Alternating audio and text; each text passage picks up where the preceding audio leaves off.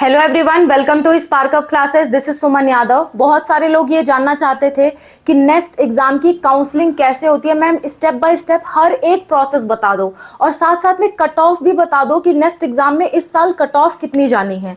तो आज के वीडियो में मैं काउंसलिंग का step by step detailed process बताऊंगी। उसमें डॉक्यूमेंट कौन से लगते हैं, कब कौन सा स्टेप आता है, कब कौन सा फॉर्म आता है, कब रिजल्ट आता है, एक एक चीज काउंसलिंग से जुड़ी मैं आपको बता दूंगी। प्लस कट ऑफ भी साथ में बताते चलोगे कि किसको काउंसलिंग करानी चाहिए, वो जान ले और उसी हिसाब से अपनी प्लानिंग करे। तो ध्यान से सुनिए, आज के वीडियो में हम क्या डिस्कस करने वाले हैं। हम डिस्कस करने वाले हैं नाइजर नेस्ट। नाइजर नेस्ट नाम का जो एग्जाम होता है, उस एग्जाम की कट ऑफ कितनी जाएगी, उस एग्जाम का रिजल्ट कब आएगा और उस एग्जाम की काउंसलिंग कब होगी, प्लस काउंसलिंग में डॉक्यूमेंट्स क्या क्या लगेंगे। ये सारी चीजें हम एकदम डिटेल में देखने वाले हैं। इसके बाद आपको कोई और वीडियो देखने की जरूरत नहीं पड़ेगी।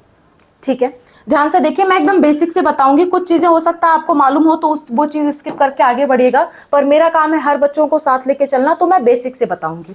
देखिए, नाइजर नेस्ट, नेस्ट नाम का एग्जाम का नाम जो है वो है नेस्ट। और जो इस एग्जाम को संस्थाएं कंडक्ट कराती हैं वो दो संस्थाएं हैं। एक है आपका नाइजर भुवनेश्वर, नाइजर भुवनेश्वर। दूसरा है आपका UMDAE-CEBS।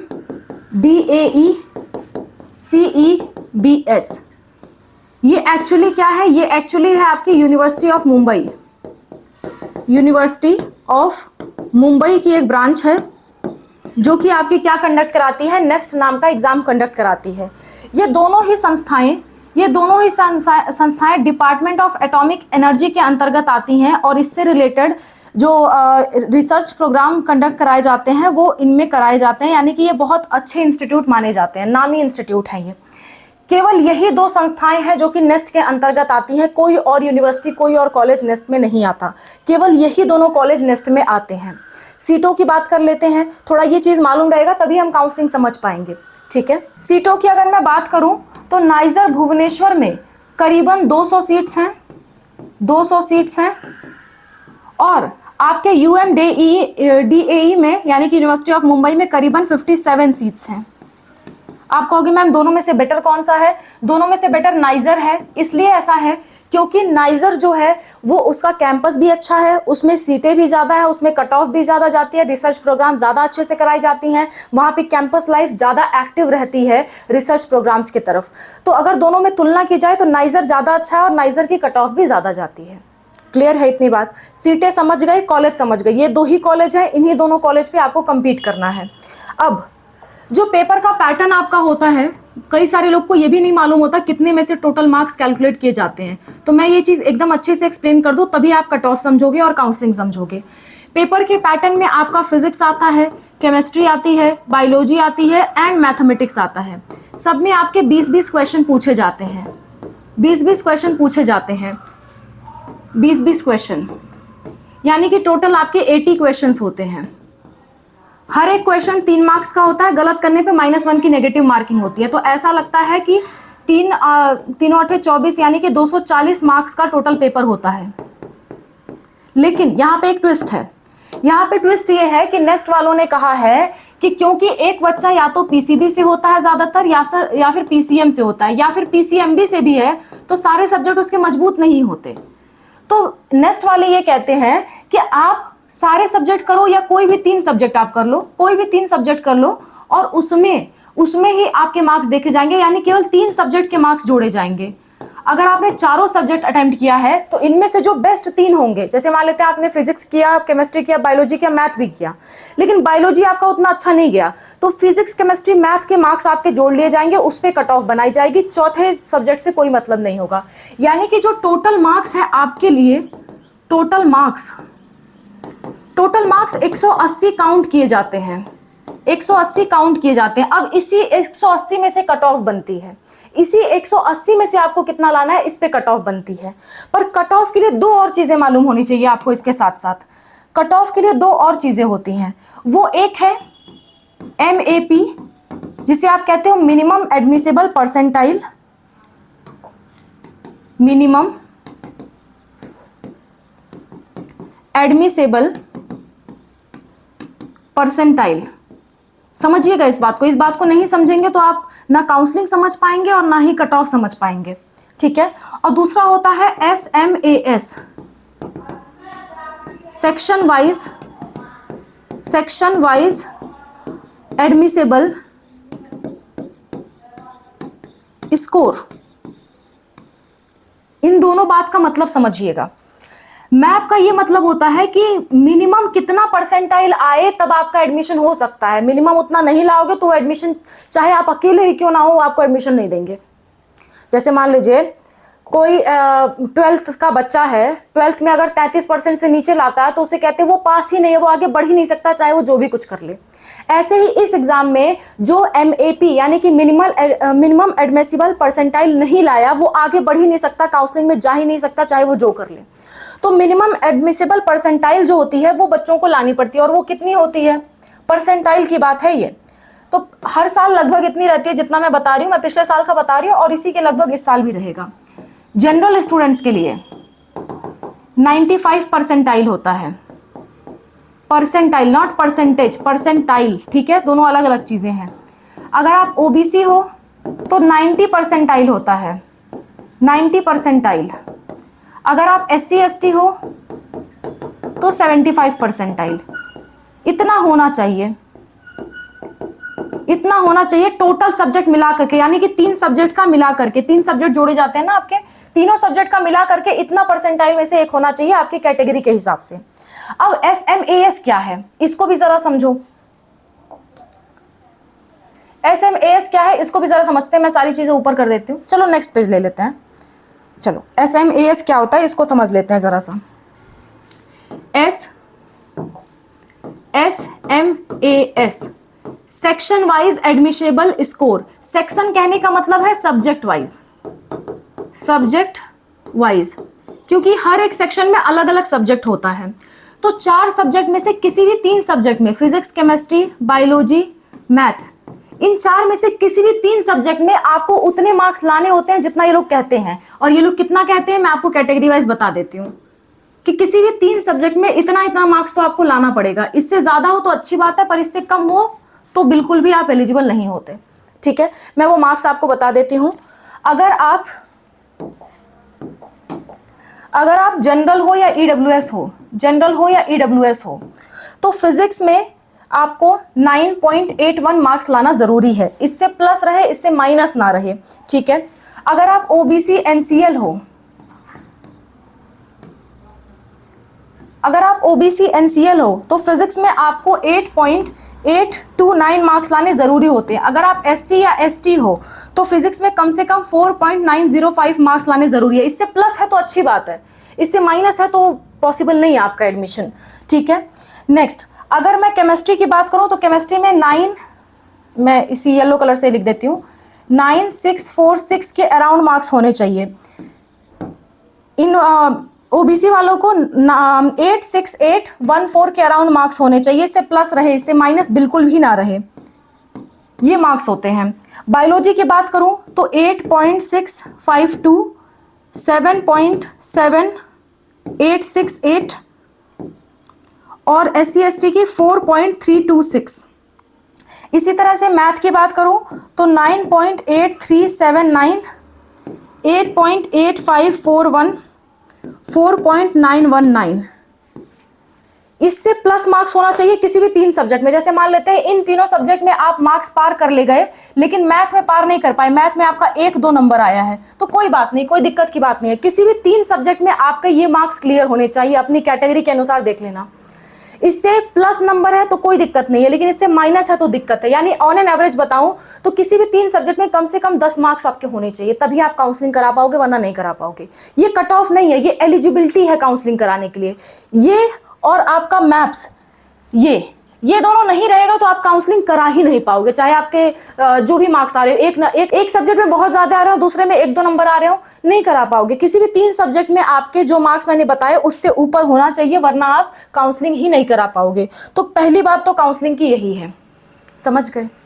अब काउंसलिंग होती कैसे है ये समझ लेते हैं, फिर कट ऑफ पे आएंगे। ये तो एलिजिबिलिटी था, मैप्स और एसएमएएस ये एलिजिबिलिटी होती है, ये आप नहीं लाते हो तो आप काउंसलिंग से बाहर हो, आप एडमिशन से बाहर हो, आपको कुछ भी और सोचने की ज़रूरत ही नहीं है, आप इससे बाहर हो, कोई और एग्ज़ाम के बारे में सोचिए। पर ये है, तो अब आगे की प्रोसेस बताती हूँ। अब काउंसलिंग कैसे होती है, काउंसलिंग प्रोसेस, ये चीज़ अच्छे से समझते हैं, काउंसलिंग प्रोसेस कैसे होती है, समझिएगा ध्यान से। सबसे पहले आपका नेस्ट का एग्ज़ाम होता है, नेस्ट एग्ज़ाम। एग्ज़ाम के बाद आंसर की आती है, जो कि आ भी चुकी है, जिसने नहीं देखा है वो देख ले। आंसर की आपकी आ चुकी है, ठीक है, एग्ज़ाम भी आपका हो चुका है। इसके बाद आता है आपका रिजल्ट। रिजल्ट ये लोग रिलीज कर रहे हैं 24 जून को, और 25 जून को आपको स्कोर कार्ड डाउनलोड करने देंगे। 25 जून को आपको स्कोर कार्ड आपका डाउनलोड हो जाएगा। ये दोनों को रिजल्ट ही कहते हैं, मतलब आप देख सकते हो 24 जून को, लेकिन डाउनलोड करना है तो 25 जून को कर पाओगे। इसके बाद होती है आपकी काउंसलिंग प्रोसेस। इसके बाद काउंसलिंग स्टार्ट होती है, काउंसलिंग स्टार्ट। अब इस काउंसलिंग स्टार्ट में क्या होता है, ये काउंसलिंग कब स्टार्ट होगी, ये स्टार्ट होगी लगभग फर्स्ट वीक ऑफ जुलाई,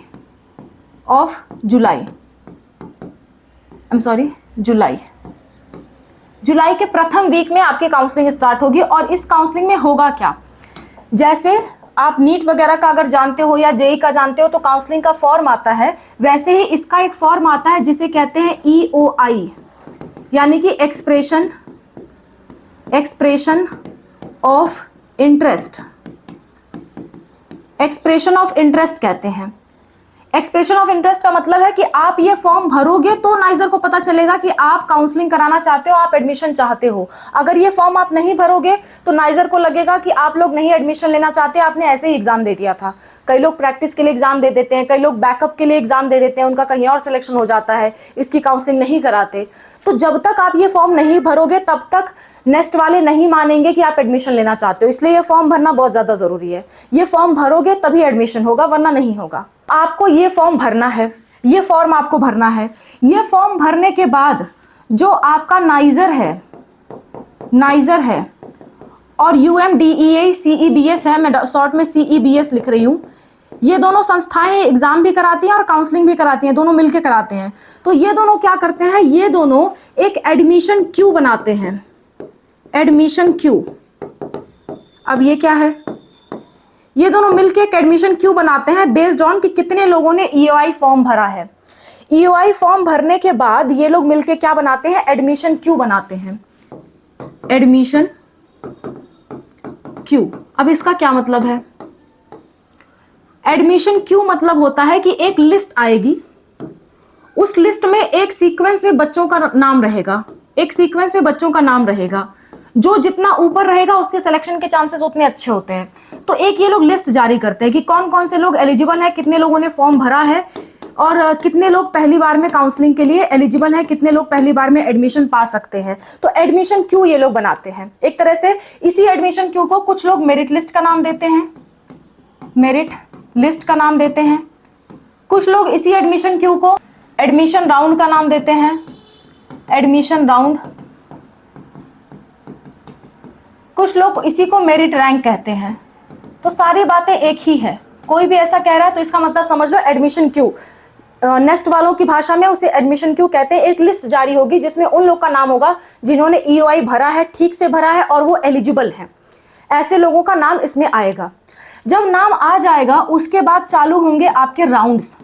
उसके बाद क्या चालू होगा, राउंड 1, राउंड 1। इसी को कई लोग टीयर 1 कह देते हैं। अब आप टीयर 1 कहो, राउंड 1 कहो, जो मर्जी आए वो कहो।